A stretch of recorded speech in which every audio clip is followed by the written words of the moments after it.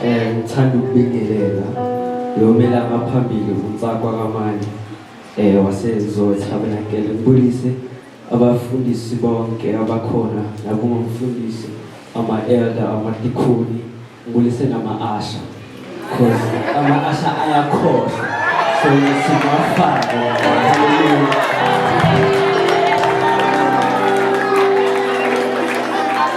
Praise God. Besizoyenza i-word of encouragement phezu kwesihloko esithi from mockery to majesty.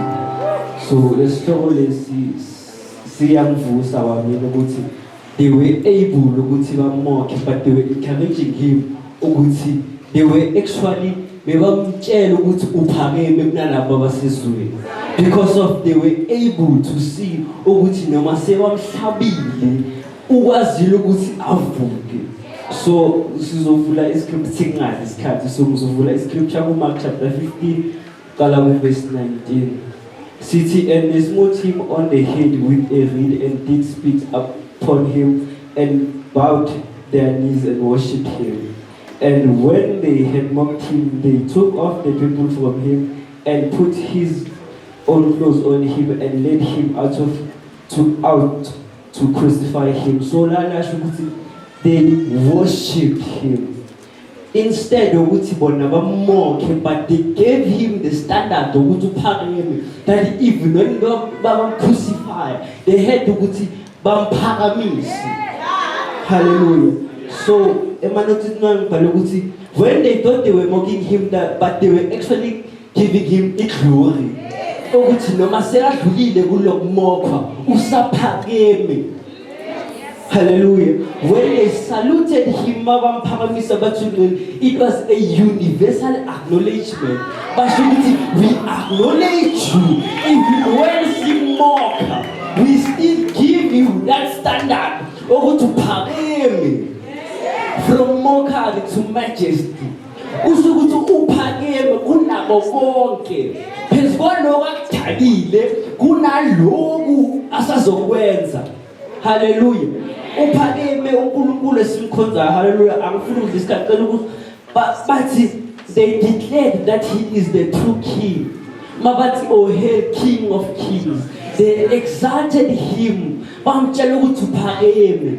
Hallelujah. Ngisacela ukunika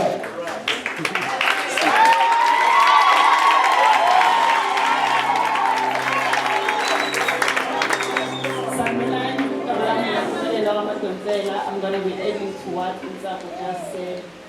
The real topic is mockery to majesty.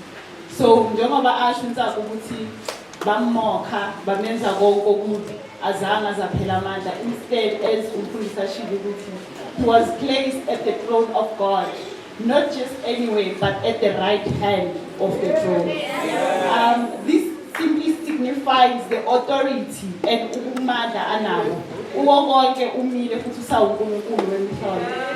I'd like to encourage you to focus ukuthi nazi ukuthi focus yenu imephi. Ningabi nokuthi uNkulunkulu suffered or what happened.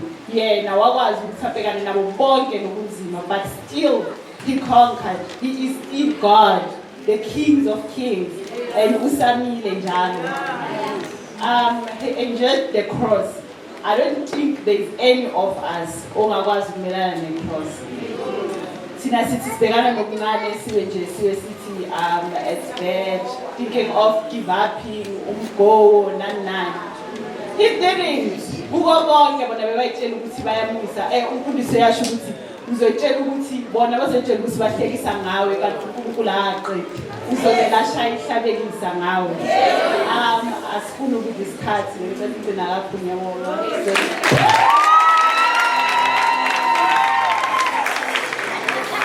Ngibingelele nonke ngabonga Jesu. Lo ngaphambi kwenu umduduzi wabasebenzi.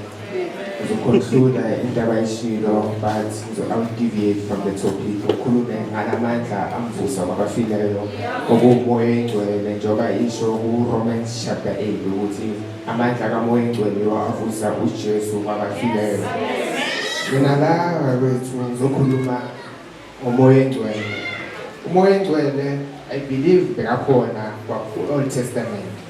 But ku-Old Testament, ngicabanga ukuthi bekafika ahambe because it has proof ukuthi u-Adamu, if umoya engcwele wayehlala njengoba yahlala manje currently kithi, ngabe inyoka zange baluthe. If wayehlala ngabe uMose azange ashaye idwala bosithuku.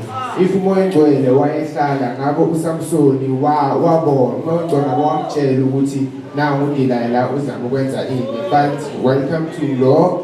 uJesu athi kuJohn chapter 16 verse 7 angeke ungishiya ngedwa uzakungishiya nomoya engcwele. Umoya engcwele ongumsizi, our helper. Whenever we need any help, umoya engcwele ukhona. Whenever we feel down, he's there to comfort us. He's there ukusiduduza. He's our advocate. Uyasimela izinto zonke. Unguseli wethu, intercessor yethu, ikhansela yethu, uyi-standby, uhlale nathi noma siyakude uhlale khona. And last but not least, he's our strength now. Uyasiqinisa noma kuphi. Engifuna ukusho nje ukuthi nangabe uyamfuna lo moya engcwele akakhambi lona uhlala khona mzalwane. Uhlala khona empilweni yakho noma ukuphi. Uwamukela uJesu wena njengenkosi nomsindisi wempilo yakho. La uhlala khona uyivumbele emnandi ngiyabonga.